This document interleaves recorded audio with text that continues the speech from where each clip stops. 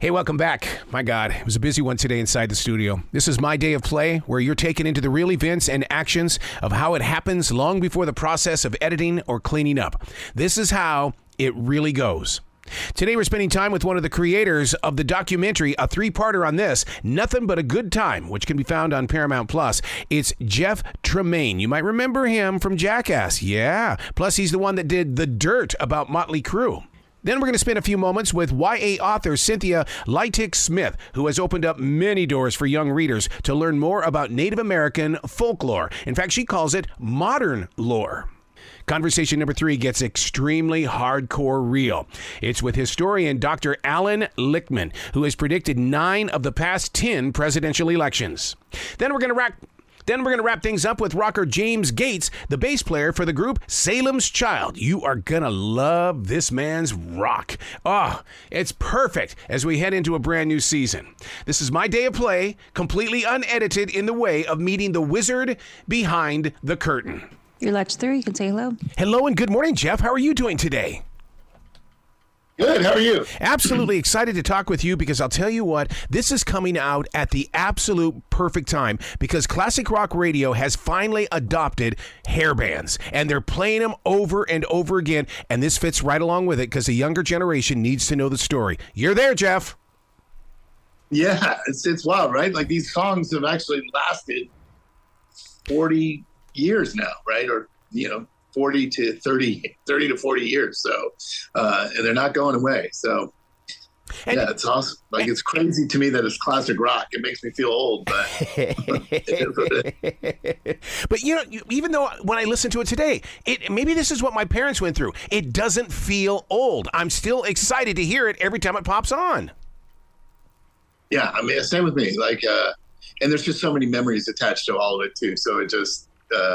Yeah, it's awesome that these songs actually do hold up. That's the thing about the scene, though, right? The musicianship was really great beyond just the insane look and the antics that the guys were up to. They were actually very good musicians, most of them. Yeah.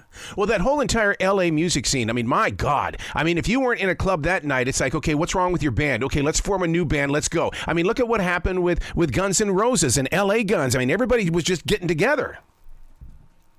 Yeah, it was a crazy scene. Like, I moved out to LA in '89, and the Sunset Strip, you couldn't go on the weekends. Like, it was just so crowded. It's hard to picture it today because you go to, it's very mellow. But back then, the sidewalk was 20 people wide all the way for a whole mile section of the Strip. Right? It was just insane. It was like Mardi Gras. Hair metal Mardi Gras. Is there a side of your want and need for music to go back to those days of rock where it was about the drugs, it was about the women, or is it's happening just people aren't talking about it because it's not good PR? I don't know. You know what I mean? Like, everyone keeps it so low key now. It's a different era where you're not bragging about it like people used to, right? But I hope to a degree some of it's still going on because. That was my attraction into doing, I would say the Dirt, the Motley Crue movie was that we read that book. I wasn't the biggest, hair metal fan and Motley Crue fan. I liked Motley Crue. But when I read that book, it just felt like, oh my God, I'm sitting right next to this right now as it's happening with the Jackass guys, right? So it just felt very much like we were living in that same realm. So. I experienced The Dirt so many times, and to this day, I'll still go back and I'll watch it. And the reason why is that it's not that I'm searching for something, it's just you make me feel like I'm part of that story. That's cool. It was really important to me to get the era right, and especially, like the 80s, to make it look right. It could so easily have gone to parody, right? Like, you've got such a crazy look back then that when you start putting wigs on actors and stuff, it can easily start to look like a bad Saturday Night Live skit. Mm-hmm. But it was really a concern of mine to make it feel right and authentic. So thank you for that. I appreciate you. Nothing But a Good Time is the authentic stories. I mean, you actually sit down with those who have lived the life and continue to live the life. They're still touring and they're doing it together. Yeah, for sure. We interviewed like a lot of musicians, but we also interviewed and some of the best interviews are like the managers, like Allan Lictman, who was not only Great White's manager back in the day, but he was Guns N' Roses manager. So he's managed two of the hardest bands to manage in the history of rock and roll. And so he's been to hell and back twice. So he had the incredible stories. Doc McGee, who was Motley Crue, yes, Bon Jovi, and Skid Row's manager. He had great stories. Everybody, everyone who lived this scene, it was crazy. Wow. Well, the culture that came with hair metal bands, I mean, I had long hair back then. I've still got very long hair today. I just don't put the mousse in it like I used to, nor do I wear the dark makeup. But man, even though I was on the radio and people couldn't see me, I was still living the lifestyle. That's awesome. Yeah, it was a wild looking scene. You don't see that anymore. So, So why was everybody? Yeah. Why wasn't Duran Duran looked upon as being a hair band? Because I mean, they were just as cocky. Yeah, I don't know. I don't even like the term hair band, right? Yeah, because everybody had outrageous hair back then. We called it the uncensored story of 80s hair metal, just because that's the category that people know it as. So I don't, personally refer to it as hair metal, but I mean, I guess I do. I subconsciously, that's just it's kind of a bad name for what the scene was, but it's a name that people know it as. So. You put some focus on Quiet Riot, and I'm glad you did that because I don't want that band to go away. There's too much history in that band, and it's not my fault that radio didn't play the songs, but by God, they put a mark on music. They did, right? Seeing that old Randy Rhoads footage, Randy Rhoads was the guitarist in Quiet Riot in the early days, and it's very raw and awesome. You can totally see him as the next Prodigy right after Eddie Van Halen, so. Wouldn't you say that what you've done here is you've created a family tree that shows the connections of all bands? I mean, people are going to be shocked by that, about how all of these guys somehow, some way got together. Yeah, right? There's a whole, and we didn't even, it goes deeper than even everything we were able to show just because there's so many people we didn't get to talk to. But yeah, it's actually a smaller world than it seems. It was fun to do this and learn, like Tom Zutaut, right? The guy who's sort of the A&R guy who discovers Motley Crue, also kind of discovers Dokken and Great White, and then Guns N' Roses. He's connected to all of it. So, do you feel like a historian right now? And the reason why I bring that up is because I've been blessed to talk with a lot of these bands, and I feel like that it's our calling to preserve these stories so that 25, 30, 50 years from now, they're there for the next generation. Do you feel like a historian? That sounds pretty intellectual for me to describe me, but I do in a way, right? Just having talked to these guys and made a connection with everybody I interviewed, I really love this scene now. There's some great people involved in it. So it was really important to me to get these stories right, and we were able to talk to Stephen Riley, who was the drummer of Wasp, and L.A. Guns, who passed away recently, and then same with Jack Russell, the singer of Great White. Got outrageous stories and really vibrant stories of the life, and I'm so glad to have got them on tape before these guys passed away. So it sucks, but it's also nice that these stories are preserved now in a documentary. In visual form. This isn't just sitting there listening to the radio or listening to something on a streaming outfit. You're giving us the vision, which means it's going to have a lasting picture. Yeah, and digging up just awesome archival. There was a lot of buried gems in there that we uncovered. So hopefully people see it for the first time. Wow. You got to come back to this show anytime in the future, Jeff, because I know where your heart is, and it's about sharing stories. And God dang, man, I want to hear them. Anytime, buddy. Anytime. I love to relive it. So, will you be brilliant today, okay, sir? I will. Thank you. Appreciate Thank you. All right. Don't move. I love talking with book authors, especially YA book authors, because they've got that connection. Up next is Cynthia Leitich Smith. Hello and good morning, everybody. Hello, good morning. Hey. This is the operator. I'm calling with Cynthia Smith, author of Wing on a Tear, for your interview. Loving it. Ready for it. Yep. Fantastic. When do you plan to air it, if you don't mind me I have it asking? scheduled for, let me look here. I want to give you the right day here. I've got it for Thursday morning. Thank you so much. I'm going to go ahead and connect you and let you guys know when it's free to speak. Thank you. You're welcome. You will now be placed into the conference. Go ahead. Good morning, Cynthia. How are you doing today? Good morning. I'm lovely. Thank you. How are you? Fantastic. Excited to talk with you because I have been with many elders and I've sat with many medicine men in this area. And the thing is that they've always been worried about nobody is writing the stories. And all of a sudden, the universe has given us you. Because you're so authentic in this book. I'm so proud of you. Well, I am profoundly honored. Thank you for your kindness. To bring it together, where in your heart did you find the story? And did you feel like that it needs to be shared in a way of making a truer connection with the up-and-coming generations? A lot of the inspiration for this story comes from our very old stories, the stories of ancient times and the deep ancestors. So this story, the spark of the story was a traditional story about an ancient ball game between the birds and the animals. And in that context, Bat was sort of pushed aside because Bat was small and no one thought that Bat could make a difference. Bat won a ball game for the animals by flying high and catching a ball in his teeth. And that for our little ones says to them what?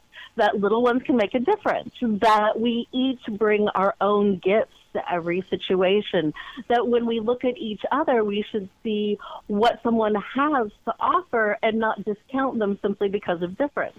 So I took the traditional story and I put it in a modern context. We call that modern folklore, where indigenous or native authors are revisiting our older teachings and passing them on to new generations in a way that is fully contemporary, that is centered on kids just like them who are going to school and shopping at Target and going to ball games and having all the same sort of contemporary life they are, but also have an understanding and appreciation of their cultures and traditions, that they honor their elders and their ancestors. This is every bit what I was talking about in the beginning, is that you're bringing the past forward, and so many of the elders have said that it isn't happening, but you have started something here with HarperCollins that I hope in my heart will continue to be an open door.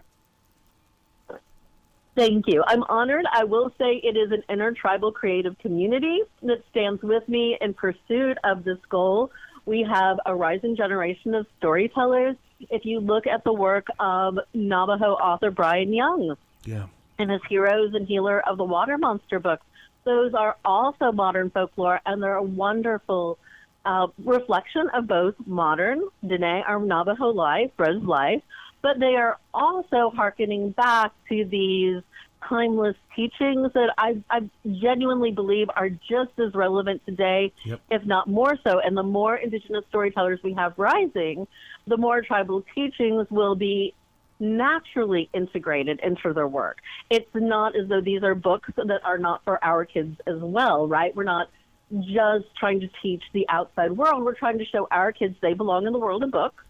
And every kid in the storytelling circle, that these are compelling narratives. These are books that they're going to want to reach for and be excited about and become stronger and more enthusiastic readers. It's books like this that inspires the generations to also open their eyes to all living things. Because before I sat down to have this conversation today, I was walking through this forest in South Charlotte, and right there in front of me was a 6-point buck just taking a nap. And it's little things like that you take a story like yours, and then you walk through the everyday world and you realize we're all connected as a living beast. Yes, that is definitely a theme that permeates the story, and you get that in the connections between the human characters and the animal characters, but also as they travel across the continent.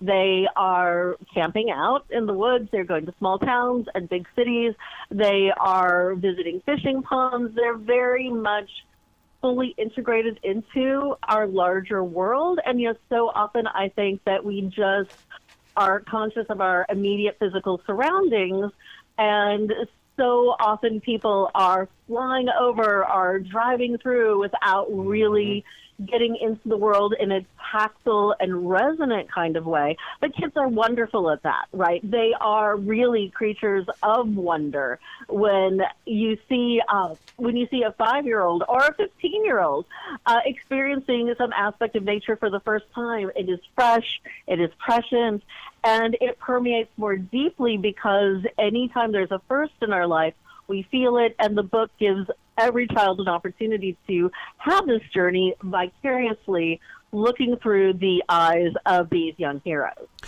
The way that you give personality to Grandpa Half Moon's pickup, the way that it kind of gurgles around and how he doesn't freak out because it looks like there could be some trouble. We're going to wait till you get to your cousin's house. We'll take care of it there. But that relationship between Mel and Ray and Grandpa Half Moon, I love that because that to me is the soul of family. A very intergenerational kind of story. You know, Grandpa Half Moon is not a character in the background. When we write our stories, we're not trying to get rid of all of the grown-ups because those intergenerational ties are so strong and so deep. And the importance of elders is, paramount in terms of how the children are brought up. These are our wisdom keepers. They're also great sources of humor and knowledge. And Grandpa Half Moon is eager to go on this adventure. He is not a stereotype. He is a three-dimensional person. He's a veteran. He's a little interested in reconnecting with his high school sweetheart. He has a life of his own, but the children are very much centered in his heart and in his day-to-day existence. One of the things that you bring up is the connection between the two different nations, and just to my left over here is an authentic coup stick, and I wish people would understand the importance of that as well as dream catchers, and they're not what people think they are. Will you do that in your stories in the future to explain the spiritual tools so that people don't treat them like candy? My goal is to see the world through the eyes of young Native heroes. Yes. So their value system for items of cultural importance or sacred even importance is contextualized by the way that they have been raised, by their value system. And I think with kids especially, if I give them something that feels like this is part of the world and this is how we process it, they're going to sink more deeply into that space than anything else I can do.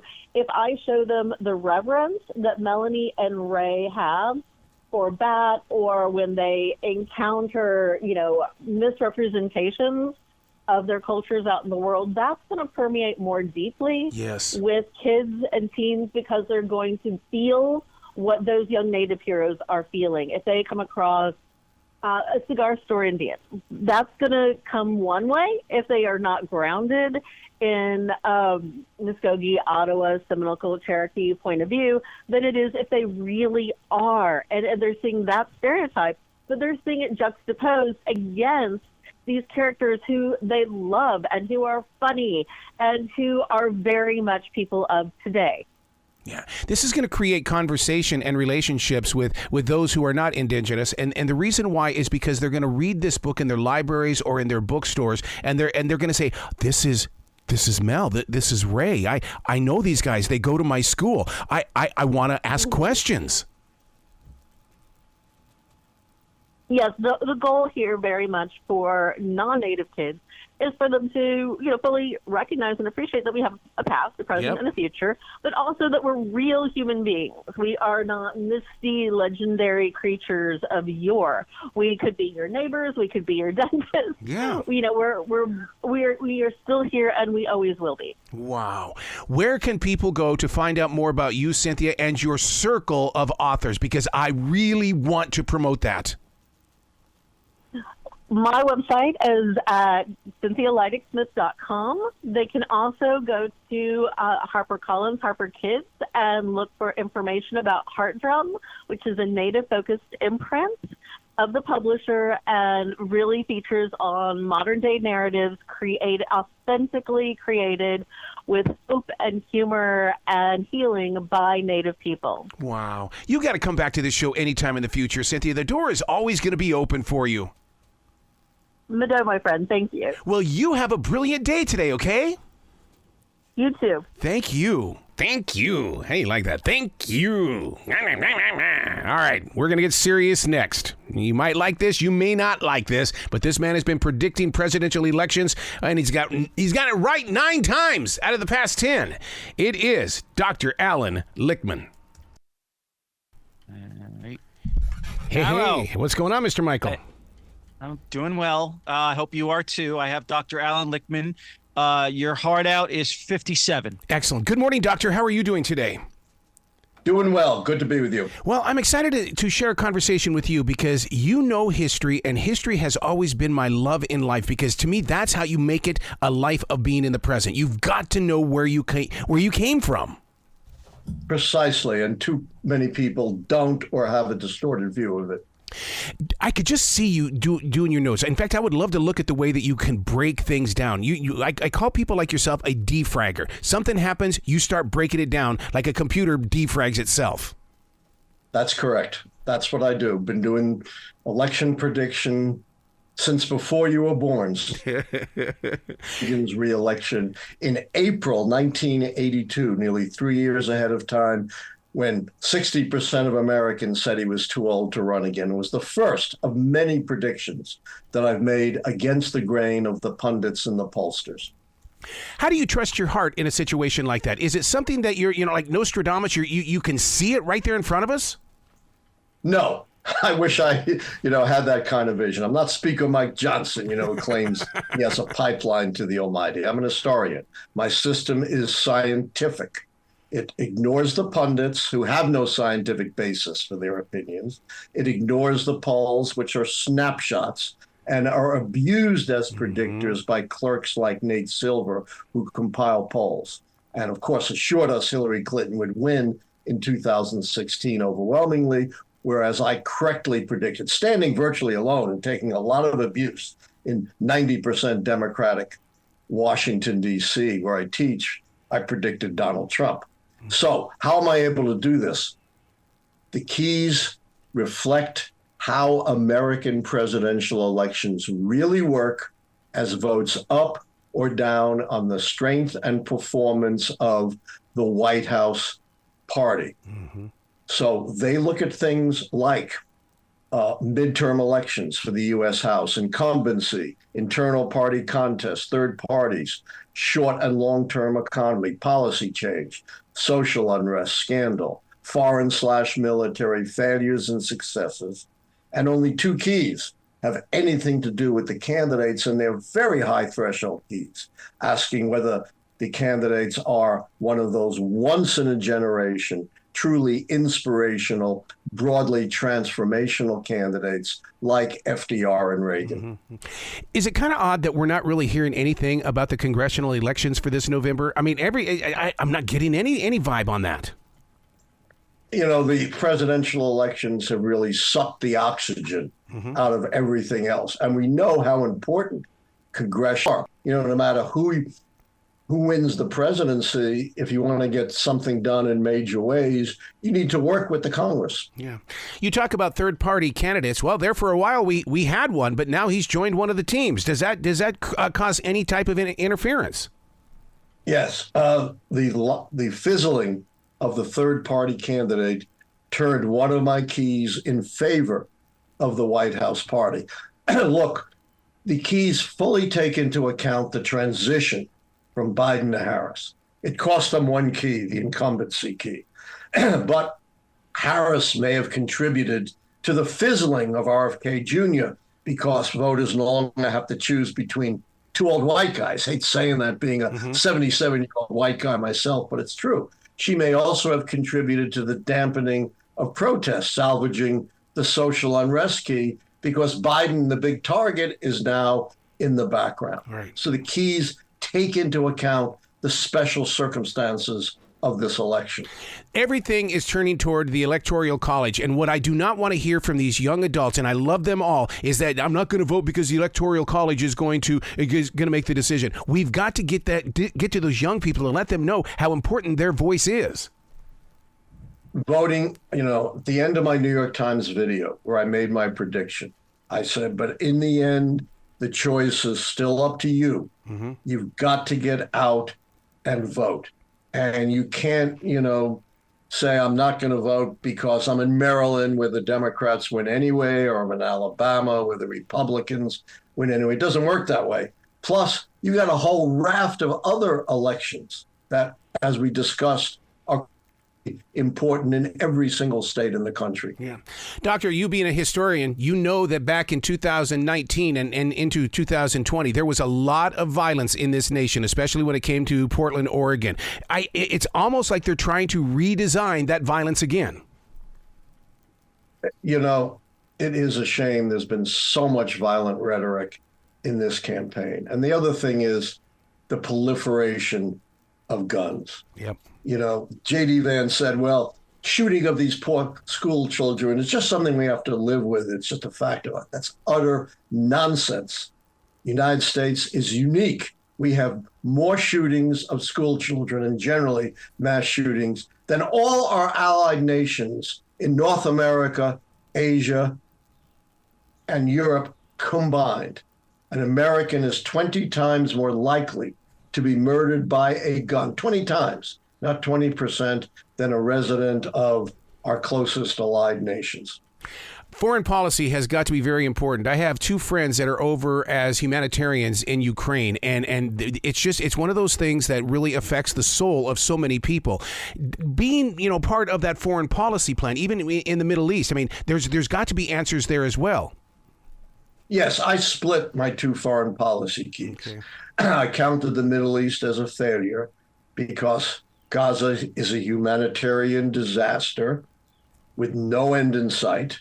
And I gave Biden a success because it was Biden and Biden alone that put together the coalition of the West that stopped Putin from conquering Ukraine and then turning and threatening our NATO allies. So the way the system works is I compile all my 13 keys.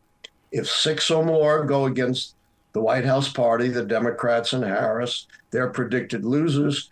Fewer than 6, they're predicted winners. And my system, therefore, indicates that at worst, Harris and the Democrats lost 4 to 5 keys. Therefore, the keys to the White House predict that we are going to have a new and path-breaking president, that Kamala Harris will become the first woman president of the U.S., at least cracking, if not shattering, the glass ceiling, and that she will become the first president of mixed African and East Asian descent, kind of foreshadowing where our country is going anyway. Yes. We're rapidly becoming a majority-minority country. I love the way you do your homework, sir. Please come back to this show anytime in the future. The door is always going to be open for you. Thank you, Arrow. Take care. Well, you be brilliant today, okay? All right. Can I say one more thing? Yes, sir. If you want to follow me, I have a live show with my son every Tuesday and Thursday at 9 p.m. Eastern at Allan Lictman YouTube. Love your connection. Be brilliant today, sir. Okay, we got one more left. One of my pet peeves is when someone says, rock music is dead. It's gone. Really? Really? Are you that disconnected? We're going to be talking with James next from Salems Childe. Hello? What's going on, James? Not a lot, just another day in life. Yeah, but I bet you've got a ton of music in your head. Oh, absolutely. See, that's one thing that I wish listeners would understand, how that stuff never goes away, that it's constantly walking beside you. Oh, yeah, man. I do most of my principal songwriting in the shower. Yeah. Is it because of the reverb? It might be. But you get in there and you just got this melody in your head and you just start humming it. Yeah. And then it builds and then it builds. And you're in the middle of, watching your sensitive bits or whatnot. And then suddenly it just all hits you at once. And you got to towel off, run down to the office and plug in and put it down, I guess. Yeah, but how many times have those steps really kind of silenced that as well? Because there have been many times I go 10 feet and I forgot what I was thinking about. Oh, yeah, totally. Probably every bit as many times as it's resulted successfully. You know what I'm saying? Yeah. Hey, I love the video to The Reaping. Man, you guys really did a fine job with this song, because the way that the instruments are introduced and then here comes those vocals. But to me, the instrumentation is so important in this age where everything is electronic, but you guys are genuine. Well, we certainly try to be. We try and we try and make it so that we're able to reproduce everything that's on the recording live. You know what I'm saying? Yeah. Yeah. There's not a lot of sample tracks. There's not a lot of background stuff going on. It's just us. To put that together, though, because you're right, a lot of people don't understand that when you go out there and you play it live, sometimes it's not what you just heard inside that studio. Oh, absolutely not. A lot of times, what's actually anymore in a lot of the heavier, the newer wave of metal, it seems like, a lot of what's actually being played on stage is being enhanced a lot with what's been pre-recorded.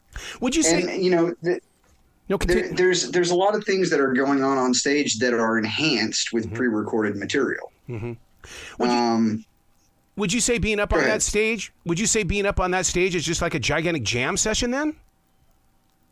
Well, for us, it's really not.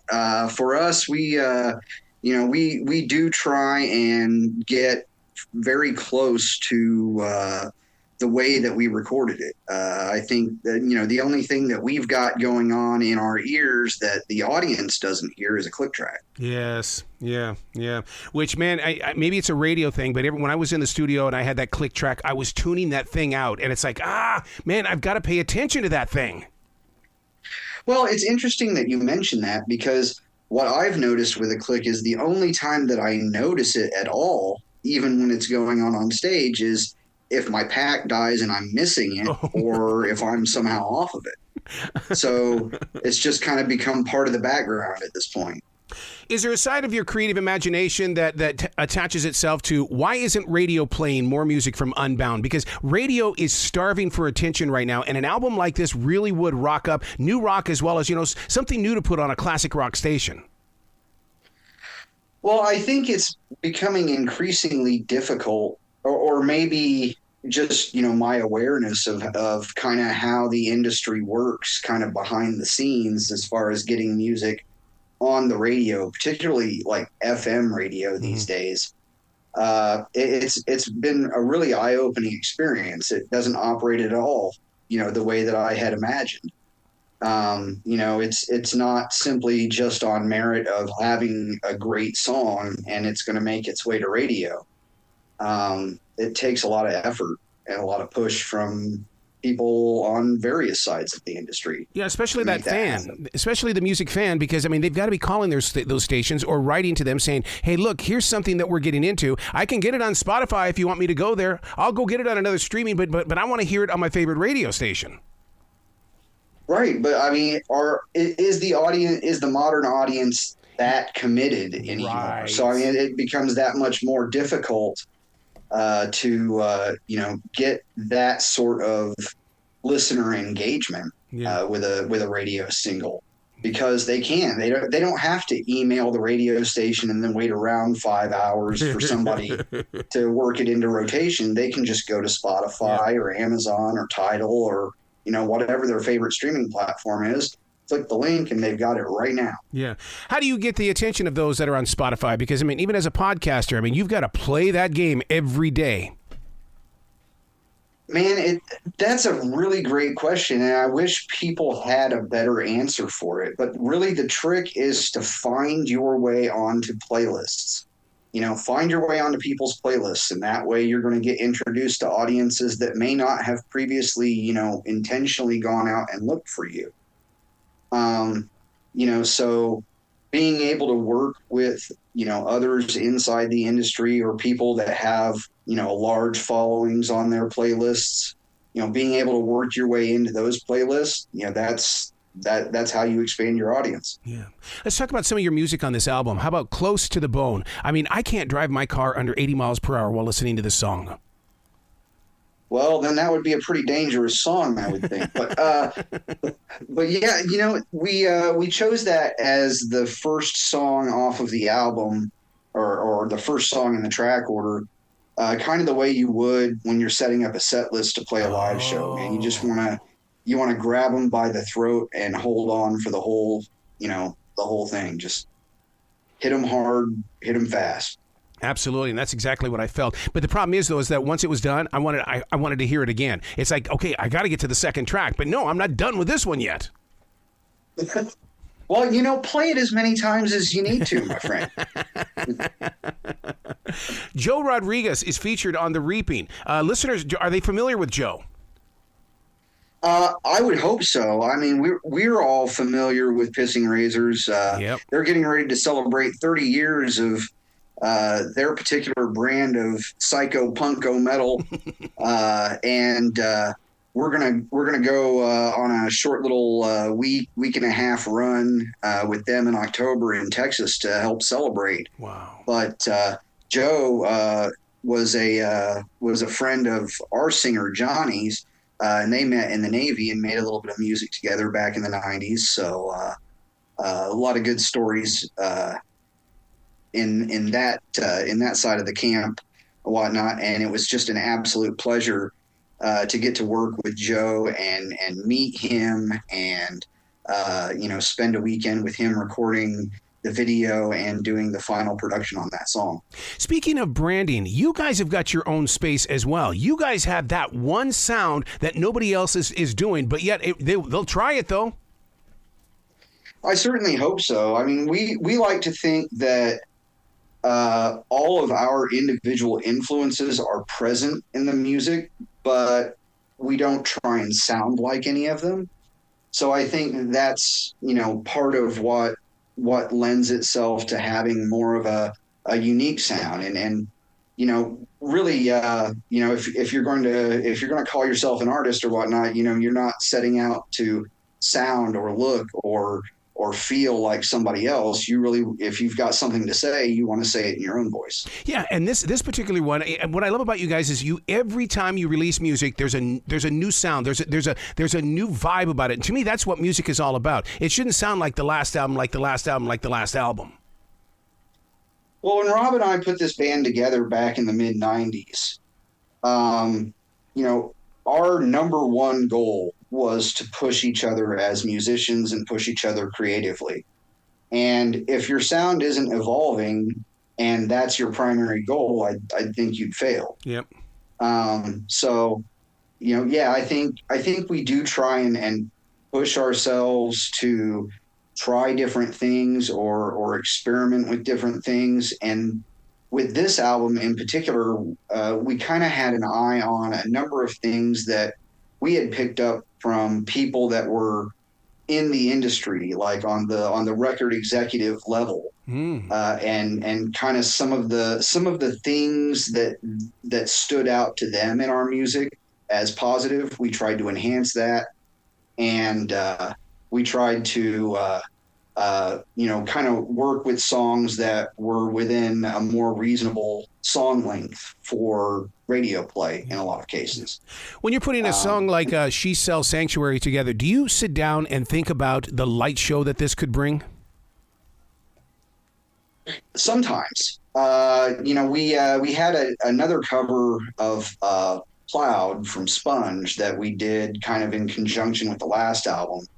And it always seemed, since we were the support act on tour, and oftentimes got the house sound and light guy, whenever we'd play the cover or whatnot, the lights were always better because I think he knew what was coming.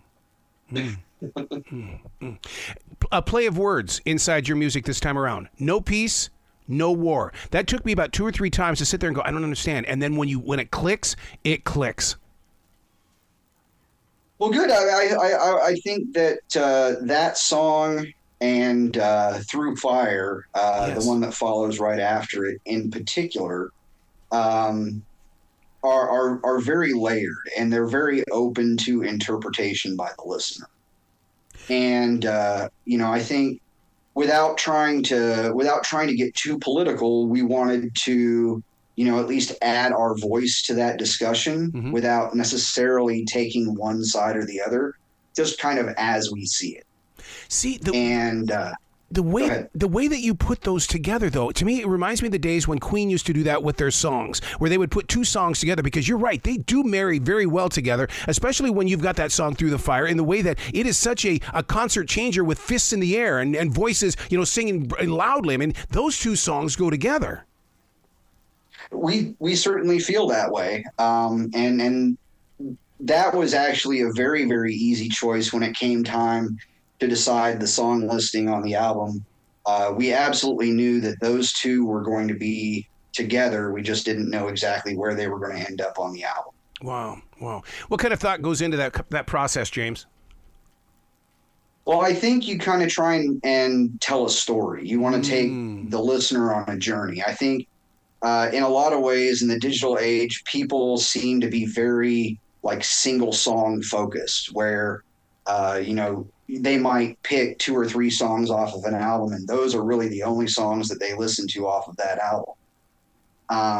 And we kind of grew up in a day and age where, you'd buy the album, you'd take it home, you'd stick it in the player, and you'd sit there with the album and the liner notes, and you'd kind of go through it as you were listening to the album, and it all became a big, an experience of itself. And so I think conceptually we still think that way. So the album itself definitely has kind of like a beginning, a middle, and an end. And we want to kind of let the listener go on that journey with us. Well, the experience that I get with the music, especially when it comes to Rise and Conquer, is it starts off with me listening to it first, then I'm humming with it, then I'm mumbling with it because I think I know the lyrics, and then it happens where you're actually singing with the song. Well, we hope that happens live. We want to see that transition happen live when we're out there. Really, that one to me is the one where I can close my eyes and I can see a stadium full of people with fists in the air. And you know what? You can never erase that from your imagination. There you go. No, I'm dying to see it. I'm really hoping that it catches fire the way that it did with us. You talked about that little run into Texas. One of the things that I've really been trying to pay attention to lately when it comes to music is because it costs so much to put a band on a full tour. Do you think that we're going into a regional sound again, like they used to in the old days when it was like, okay, these guys are from Florida. Oh, here comes these guys from up here in Detroit. Do you think we're going back to a regional area of music? I think it's really hard to say. Had you asked me during COVID, when everything was shut down, I would have told you that you were going to more and more see bands do like regional, like geo-fenced web broadcasts where they were playing to more or less empty stadiums, or have, one big show in, say, New York, a show in Chicago, a show in Los Angeles, and then maybe go down and play a show in Dallas or something like that. And that would be their whole U.S. tour. Wow. And, you would just geo-fence like pay-per-view plays for that concert. And I'm so glad that I was wrong about that, because playing live shows is where it's really at for me. But I really wish that there were more regional circuits where bands were really developing a regional sound and supporting each other. And then you kind of watch those regions, individually kind of catch fire, because, you've got, kind of like, the early 80s, it was, New York and the East Coast vibe or whatnot. And then you get into the late 80s, early 90s, it all shifted to the West Coast. Yep. Sunset. And then, late 90s, early 2000s, it was all Southern, it was the NOLA crowd. So, yeah, I'd love to see that happen again. Yeah. Where can people go to find out more about Salems Childe, but more importantly, to buy merchandise? Because I'm telling you, fans love merch. They don't have to be from your town. They can be anywhere in this country, and they're still sporting the sign. Well, absolutely. All of our links are available at the top title bar on salemschilde.com. So www.salemschilde with an E on the end.com.